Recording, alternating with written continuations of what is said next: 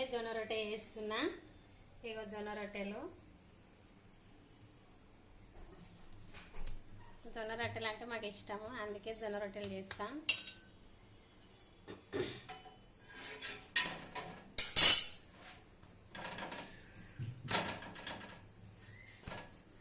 Chicken వండినాం, చికెన్లోకి జొన్న రొట్టెలు అయితే బాగుంటాయని జొన్న రొట్టెలు అంటున్నాం. జొన్న రొట్టెలు చేసుకుంటే సూపర్ ఉంటాయి చికెన్లకి, అందుకే.